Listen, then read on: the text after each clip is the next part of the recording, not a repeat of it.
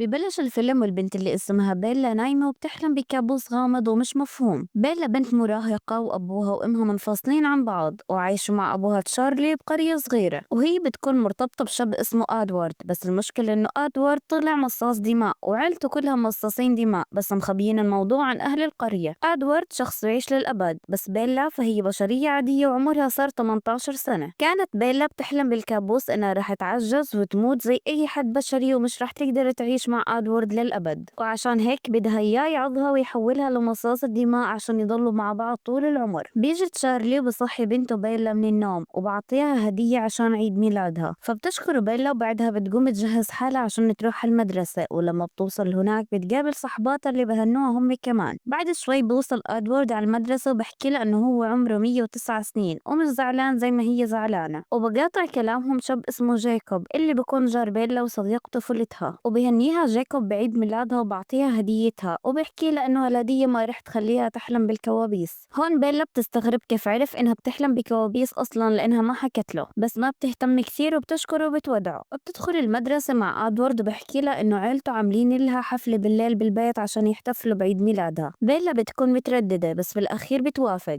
بيجي الليل وبتقعد بيلا مع آدوارد قبل الحفلة وبحكي لها قصص عن عالم مصاصين الدماء، وإنه في أسرة اسمهم الفولتري اللي يعتبروا ملوك عالم مصاصين الدماء، وكلهم بيخضعوا لأوامرهم وقوانينهم، وأي حد بخالف القانون بخلصوا عليه فورا. وهون بيلا بترجع بتطلب منه يعوضها ويحولها، بس آدوارد برفض للمرة الثانية. بينزلوا هم الاثنين للحفلة بقعدوا مع أهل آدوارد، فبيبلشوا يهنوها ويقدموا لها الهدايا لحد ما بتنجرح بيلا بإيدها بالغلط وهي بتفتح هدية. بهاللحظة واحد من إخوان آدوارد اسمه جاسبر بشوف دم بيلا، فما بيقدر يسيطر على حاله بحاول يهجم عليها، بس آدوارد بيبعدها بسرعة وبيحاول يتصدى لأخوه. وباقي العيلة بتمسك جاسبر وبيسيطروا عليه، بس بيتفاجئ كلهم إنه بيلا انجرحت والنزيف بزيد. بس الأب كولين بيسيطر على الوضع وبخليهم كلهم يطلعوا من البيت، وباخذ بيلا وبيعالج الجرح وبيعتذر لها عن اللي صار من ولاده وبطلب منها تتفهم موقفهم. بعدها آدوارد بيوصل بيلا على بيتها، وقبل ما تدخل بتحكي له إنه طول ما هي بشرية رح يضلوا يتفرقوا عن بعض سواء بمرض أو حادث أو كبرت بالسن، وما في حل غير إنه يحولها، بس هو ما بده إياها تتعرض لهيك حياة وبده إياها تعيش طبيعية لأنه بحبها. وبتركها وبروح. ثاني يوم بتلاقي بيلا آدوارد مستنيها قدام البيت وبطلب منها تتمشى معه عشان يحكي لها إشي مهم. بخبرها إنه هو وأهله رح يرحلوا من القرية لأنه صار لهم 10 سنين فيها، والناس بلشت تلاحظ إنه أشكالهم ما بتتغير وما بيكبروا، وبحكي لها إنه هذا الوضع أحسن إلها ولمصلحتها تعيش بعيد عنه وعن عالمه. وبوعدها إنه هي آخر مرة رح تشوفه فيها، وبعتذر لها إنه ارتبط فيها وخلاها تتعلق فيه. بتصير بيلا تترجاه ما يتركها، بس هو بقنعها إنه فراقهم أحسن بودعها وبمشي. بتدخل بيلا بحالة هستيرية وبتضل تدور عليه بالغابة زي المجنونة لحد ما بغمى عليها. بعد شوي بيقلب أبوها الدنيا عليها لحد ما واحد من القرية بلاقيها بالغابة وبرجعها لأبوها. بتمر شهور وحالة بيلا النفسية بتسوء، عازلة حالها وبتحلم بكوابيس بتخليها تصرخ كل ليلة. بيوم من الأيام بحكي تشارلي مع بيلا بقترح عليها تروح تعيش عند إمها بلكي نفسيتها تتحسن، بس هي بترفض وبتحكي له إنها رح تطلع مع صاحبتها جيسيكا بالليل عشان ما يضل قلقان عليها. وبالفعل بتطلع، وهناك بتشوف مجموعة شباب شكلهم زعران، فبتتخيل آدوارد بحكي لها تبعد عنهم. تكتشف إنه كل ما تحط حالها بخطر بيطلع لها خيال آدوارد وبحذرها، فبتقرر تصير تغامر عشان تضل تشوفه. ثاني يوم بتروح بيلا عند جايكوب ومعها دراجة نارية خربانة وبتقرر تصلحها عشان تركبها وتحط حالها بخطر وتشوف خيال آدوارد. تصير جايكوب يساعدها وتتطور علاقتهم، بتبلش نفسيتها تتحسن بسببه. بيوم بيخلصوا تصليح الدراجات وبكون جايكوب زعلان لأنه خلص الشغل ومش راح يقضي وقت معها. لما بتجرب تسوقي الدراجة بتصير تشوف خيال آدوارد، فبتزيد السرعة عشان تضل تشوف خياله، فبتعمل حادث وبتنخبط براسها. بيجي جايكوب بيساعدها وبيهتم فيها. بعدين بيروحوا على السينما مع أصحابهم، وهم مروحين جايكوب بيعترف لبيلا إنه معجب فيها، وهي بتحكي له إنها معجبة فيه بس مش مستعدة لأي علاقة هسه. بحكي لها جايكوب إنه ما رح يتخلى عنها ويتركها. فجأة جايكوب بيعصب على واحد من زملائهم بطريقة غريبة وبتلاحظ بيلا إنه حرارته ارتفعت، فبيتركهم وبيمشي بسرعة. بتمر أيام وجايكوب بيختفي ومسكر تليفونه. بتقرر بيلا تروح تزوره، فبتنصدم بشكله قاصص شعره وجسمه كله عضلات، فبتحكي له بيلا إنها كانت قلقانة عليه وفكرته مريض، بس بتتفاجأ لما بحكي لها تروح تقضي وقت مع آدوارد وعيلته مصاصين الدماء. بتنصدم بيلا إنه عارف حقيقتهم. بتحاول تتظاهر إنها ما بتعرف عن شو بحكي، بس جايكوب بحكي لها إنها كذابة وكذبت على أبوها والقرية كلها، بس ما رح تقدر تكذب عليه. وبحكي لها ما رح نكون أصدقاء لأنه أنا شخص شرير، فبتترجى بيلا إنه ما يتركها، بس بحكي لها إنه وعدها يحميها وبعده عنها أفضل، وبتركها وبروح مع شلة شباب غامضين. حالة بيلا بتسوء أكثر، فبتقرر تروح لمكان كانت هي وآدوارد يقعدوا فيه، وهناك بتقابل مصاص دماء كان عدو لعائلة آدوارد.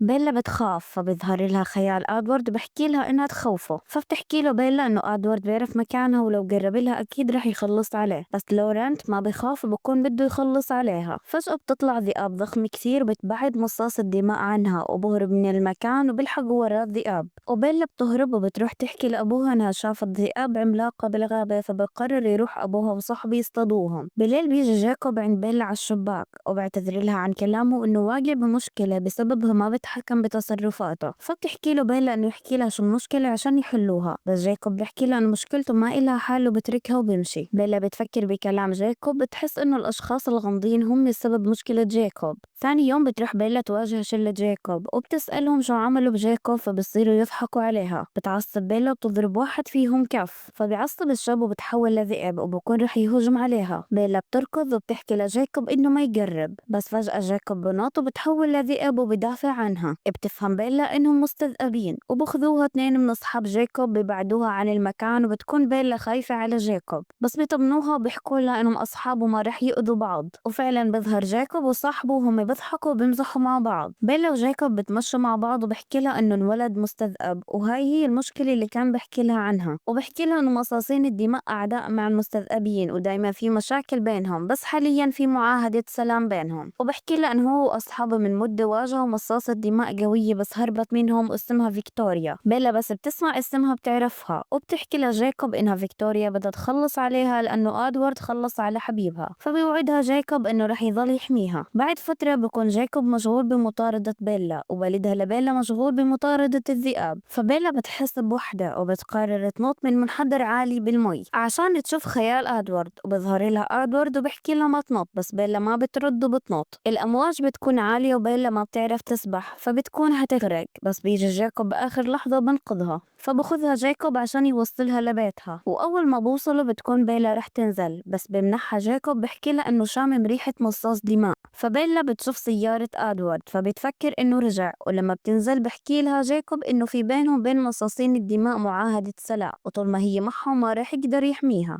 بتحكي له بيلا ما في داعي يحميها بوجود آدوارد وعيلته لأنهم هم رح يحموها، وبتدخل على البيت وبتشوف أخت آدوارد أليس وبتفرح بيلا وبتحضنها. بتكون أليس شفتها بالرؤية وهي بتنط وفكرتها انتحرت فأجت تتأكد، وبتقعد معها بيلا وبتحكي لها عن جاكوب إنه مستذئب، فبتحذرها أليس منه. جاكوب بكون داخل يطمن على بيلا وبسمع أليس وهي بتحكي عنه، فبحكي لها أنا ما تحكي بطريقة سيئة عن المستذئبين، وبدخلوا بنقاش وبتهديهم بيلا. باخد جاكوب بيلا ليحكي معها وبيعترف لها عن مشاعره، بس بيقطع حكيهم رنة التليفون، ولما برد جاكوب بيعرف إنه آدوارد، بس ما برضى يحكي لبيلا. ولما بسأله عن تشارلي وبيلا بحكي له إنه تشارلي عم بيحضر جنازة، فآدوارد بيفكر إنه جد بيلا انتحرت. ولما بفصل بيلا بتسأله مع مين كان بيحكي، بتدخل عليهم أليس وبتحكي لهم آدوارد عرف إنه بيلا نطت بالبحر وفكرها ماتت، وهو حاسس بالذنب لأنه مفكرها إنها انتحرت بسببه. فبيلا بتفهم إنه آدوارد هو اللي كان على التليفون بتعصب على جاكوب لأنه ما أعطاها إياه تحكي معه. آدوارد بقرر ينتحر عن طريق إنه يكشف حاله للبشر بإيطاليا عند عائلة الفولتري عشان يخلصوا عليه، لأنه من قوانينهم إنه اللي بيكشف عن سرهم بخلصوا عليه. بيلا وأليس بيكونوا بدهم يسافروا على إيطاليا بسرعة عشان يلحقوه. بيحاول جاكوب يمنحها وبيحكي له إنه هو تخلى عنها، بس بيلا ما بتعطيه اهتمام وبتحركه. بعدها بنشوف آدوارد وهو بيستنى تصير الساعة 12 ليظهر حاله للبشر، وأليس بتقدر تشوف أخوها عن بعد وبتعرف شو اللي ناوي يعمله. بيلا وأليس بوصلوا للمدينة اللي فيها آدوارد، بتكون الساعة هتصير 12 وآدوارد بجهز حاله ليظهر قدام الناس، بس بتوصل بيلا وبتوقفه بآخر لحظة وبتعرفوا إنه هي لسه عايشة وما ماتت. بحكي لها آدوارد إنه كان بده يموت حاله لأنه مش عارف يعيش بعالم هي مش فيه، وبطلب منها ما تبعد عنه بيعتذر لها عن كلامه. بوصل اثنين مصاصين دماء من عيلة الفولتري وباخذوهم عشان يقابلوا ملوك مصاصين الدماء. واحد فيهم بمسك إيد بيلا ليقرأ أفكارها ويعرف كل إشي عنها بس ما بيقدر، فبحس إنه بيلا مميزة، وكمان بخلي باقي باقي الملوك تجرب قوتها على بيلا بس كمان ما بيقدروا، وبيقرروا يخلصوا عليها لأنه هي خطر عليهم ممكن تفضح سرهم، وبكون واحد فيهم رح يخلص عليها بس بيمنعوا أدوارد بآخر لحظة، وبدخل بمعركة معه وببين إنه أقوى من أدوارد بكون رح يخلص عليه، بس بيلا بتترجاهم يتركوه ويخلصوا عليها هي، فبنصدموا كيف إنسانة ممكن تضحي بحالها من أجل مصاص دماء. وأليس بتوري آرو رؤية في المستقبل لبيلا وأدوارد، وبتكون بيلا مصاص الدماء، فبيوافق آرو إنه يتركهم بس بمقابل إنه أدوارد يعضها ويحولها لمصاص الدماء. بيرجع أدوارد على بيته مع بيلا وبكون رافض فكرة إنه يعضها ويحولها هو، وبتناقش مع أهله إنه واحد منهم يحولها بس كلهم برفضوا وبصمموا إنه أدوارد هو اللي يعضها، وبيلا بتكون مصممة هي كمان إنه أدوارد هو اللي يعضها. وبالطريق بيقابلوا جاكوب بيحكوا معاه، بيحكي جاكوب لبيلا إنه أدوارد تخلى عنها وتركها وإنه ما بيستحقها، بس بيلا بتحكي له إنها بتحب أدوارد وإنه رح يعضها ويحولها لتعيش معه حياة أبدية. جاكوب بذكر أدوارد إنه من بنود معاهدة السلام إنه لو مصاص دماء عض إنسان المعاهدة هتنتهي. بحكي له أدوارد إنه عارف هالبند ومستعد لأي مخاطر، وباخد بيلا بكون رح يمشي بس بمنحها جاكوب، فأدوارد برمي جاكوب لبعيد. بيتحول جاكوب بكون رح يهجم على أدوارد بس بيلا بتوقف بالنص وبتمنحهم وبتحكي لهم إنهم لو دخلوا بمعركة رح يؤذوها هي، فجاكوب بيتحكم بأعصابه وبمشي. أدوارد بيحكي لبيلا إنه موافق يعضها ويحولها بس بشرط إنهم يتجوزوا، فبترفض بيلا تحكي إجابة وبينتهي الجزء الثاني ما بنكون عرفنا إجابة بيلا. وبس والله، ولو عجبك الملخص واستمتعت بالقصة لا تنسى تضغط اللايك وتشترك بالقناة ليوصلكم كل جديد. نشوفكم بالفيديو الجاي. سلام.